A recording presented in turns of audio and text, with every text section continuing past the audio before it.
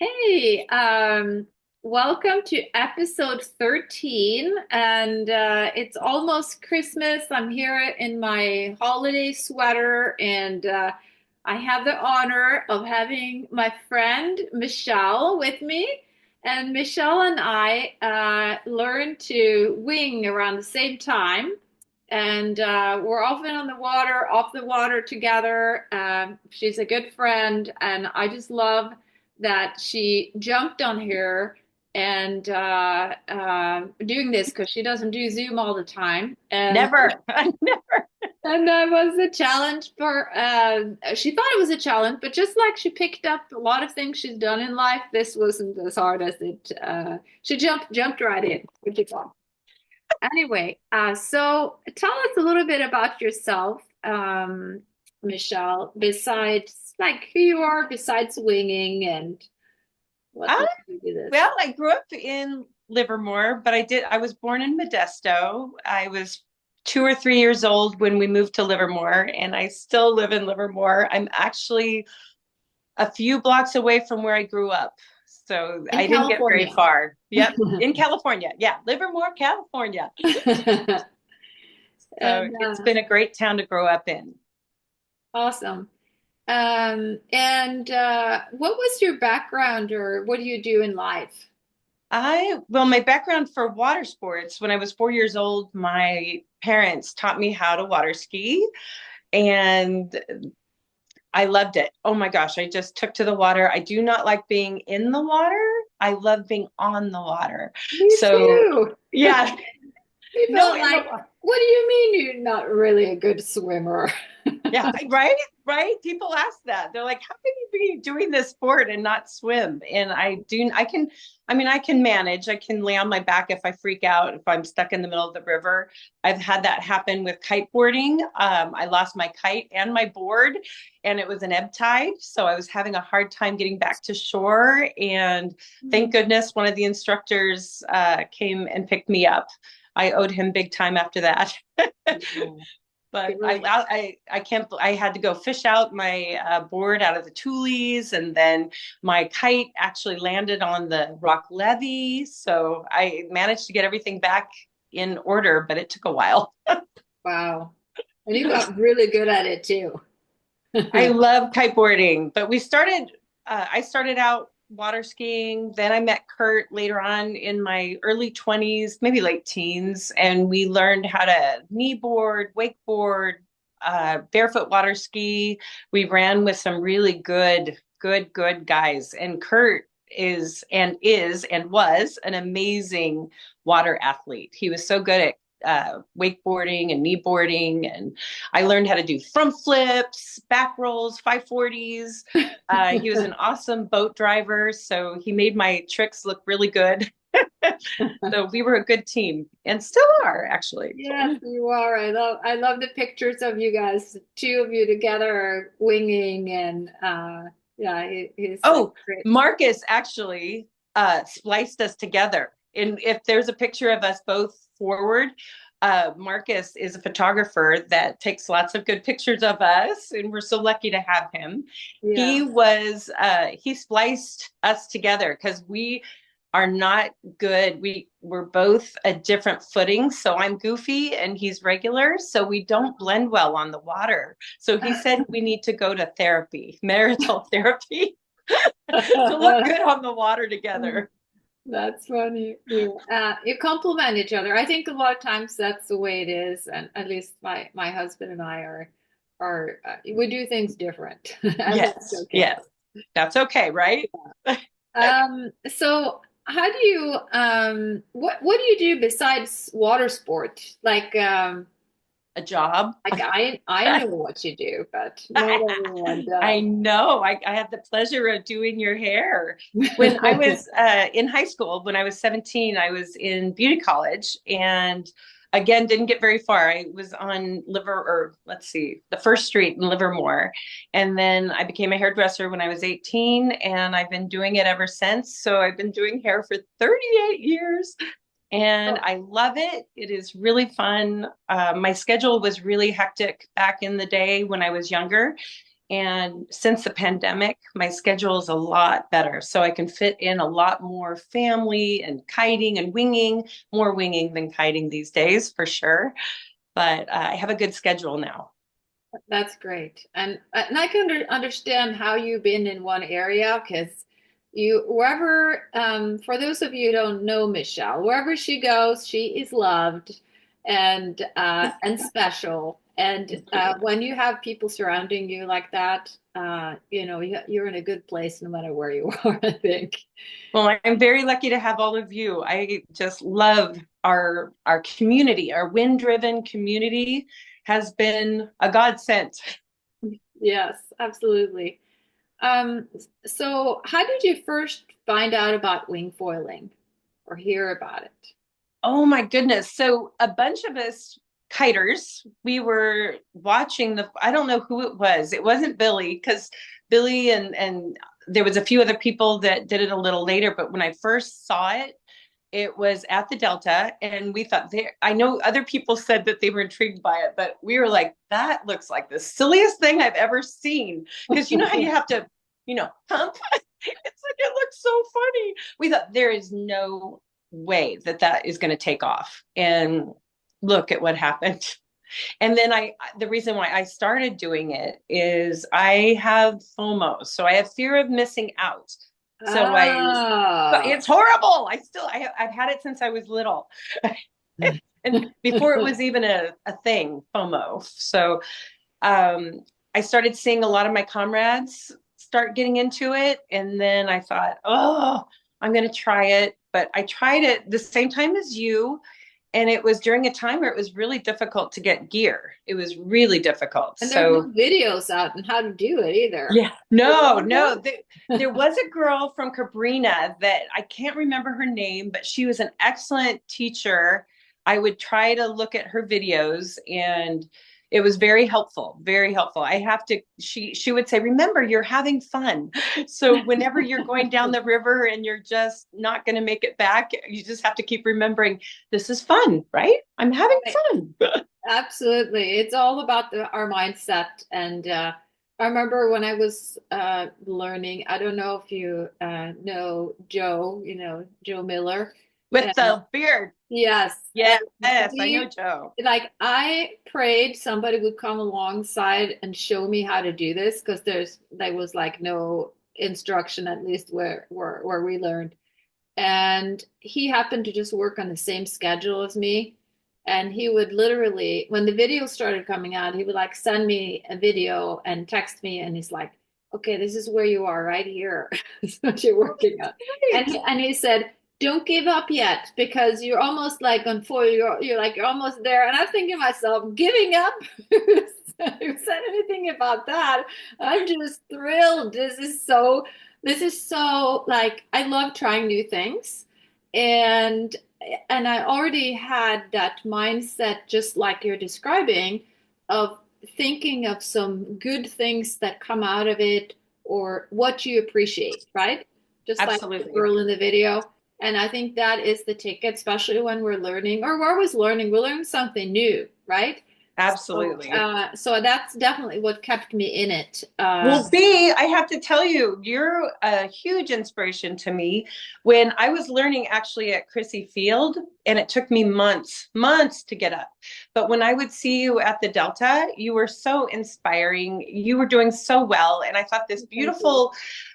beautiful figured, elegant lady can do it, man. I have to be able to do it. And I can even kite foil. I kiteboard, I kite foil, but I was so afraid of getting up, and you really inspired me. So thank you. That Oh, was thank good. you. And I mean, you look awesome out there, and you're my inspiration too. There is so much fun you can learn and do on that board, and yeah, and we're all learning at different speeds and different ways, but just yeah, just go along. And for everyone watching this, just go up, find someone that needs a little encouragement, and just go talk to them. Well, and remember, I mean, all of you remember, whoever is listening, you are a beginner at every stage. I mean, we've got some crazy good writers, right? Yeah. they're still not, it's not enough. They want to be better. They feel like they need to be better and they want more out of it. So Yeah. we're all beginners at different levels, I think. We're all Yeah. And we learning all and started in the same place too, oh yes. which is good to remember. It was Um, fun to watch some of the writers. They had Tourette syndrome out there. You could hear them. It wasn't for very long. Some of the writers that we write with, Bree, are amazing writers. So it was Absolutely. fun to watch them learn. Yes, that is fun. Very humbling. Wow. So what are some of your favorite wing spots you visited or favorite places you go regularly? The regular places I love, first of all, Sherman Island. I love Sherman, but I do have a love for Chrissy Field as well. The people make you feel like you're totally you belong there.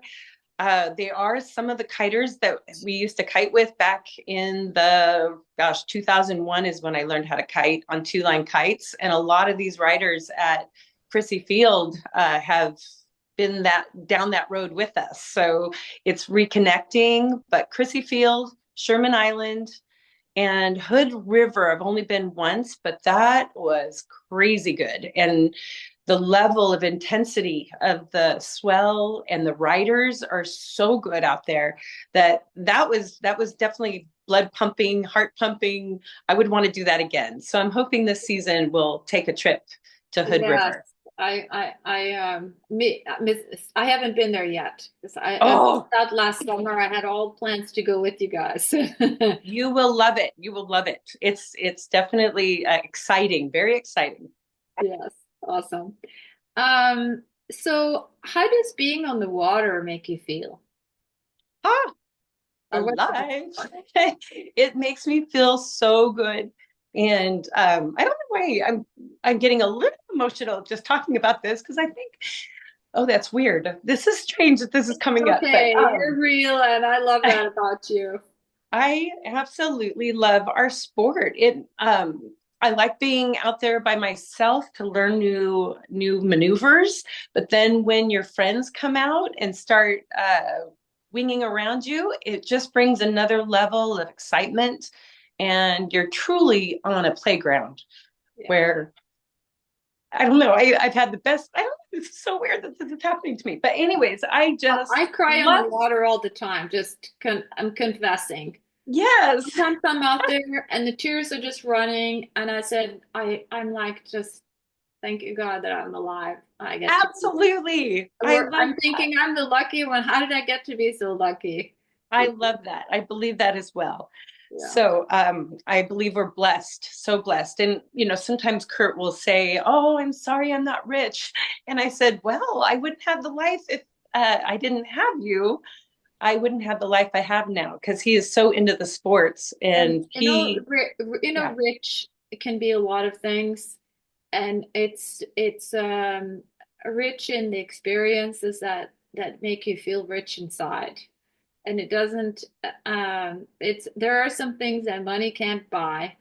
And yes, it helps to have great gear. It oh does. yeah, that's true. But you know what I mean. And we do have great There's gear, so don't many we, other. B? But that We do have great gear.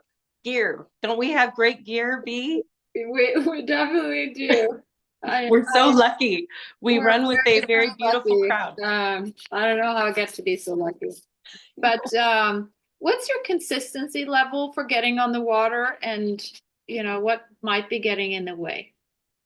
I've been slowly working on getting more time out on the water. So I would say the normal things get in the way, the household, my job. I own my own business, so I need to take care of that. I do love that. So I have a good balance now. So I get out about 4 times a week in the summer.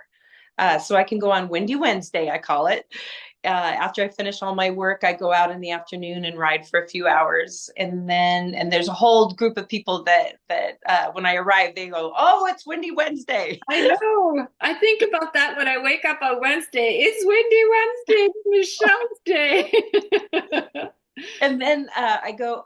We can get out on Friday evenings sometimes, and then my husband and I Saturday and Sundays hmm we're Awesome. out there. So Yeah. great. Um, and if you had a magic wand and how would your day look like a perfect day? What would you do more of or less of? Well, I think a lot of the ladies that have been on your interviews, it's been really fun watching them, by the way. Uh, we need more time. We need more than 24 hours. We need a 48-hour day. Right. So I would say my one of my favorite days would be camping at Sherman, waking up at 6 a.m.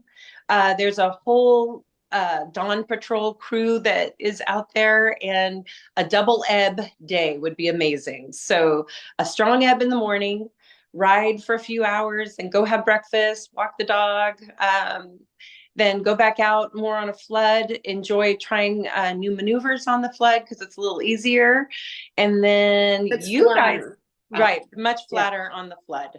And then you tend to come out more in the afternoon, and you have a whole nother crew, the pit crew, that I love. And I try to keep enough energy to ride with you guys later in the evening. And a second ebb would be amazing. And then just enjoying you guys all afterwards. That would be a perfect day for the wing day. You know, I Yeah. have other perfect days. Like I like to cook and garden and see my family and friends, but in the summer they tend to let me do my sport. They love you, I'm sure, and they know what you need. So I love that kind of family and friends. So um understanding the nature of a sport, and like how would you say you had to adjust or that you adjusted maybe your schedule or something else in your life to make it happen? Yeah, just slowly but surely I adjusted. And Kurt, he's very supportive of me getting out there. I do like to try a race every now and then. And kudos to you. I remember you were in the first wingding race at Chrissy. That was pretty impressive. I figured that if so our goal was to get 5 women in. They said we'd have our own category. I don't think that happened, but I figured if I entered, there was no reason for anyone else not to. And I've gone through some health challenges in the last few years alongside of winging. So, but I'm hoping to get back to it. Absolutely. It was, and the good thing with the races is there's always a boat to rescue you if you end up in the wrong place. Absolutely. That's the I best. was in the spring wingding, or no, the summer wingding this year, and the St. Francis Yacht Club did an amazing job keeping everybody together. So the radios worked really well. The communication was really good. So you're right. It's an awesome, uh, the radios help a lot at Chrissy Field, by the way. Yes.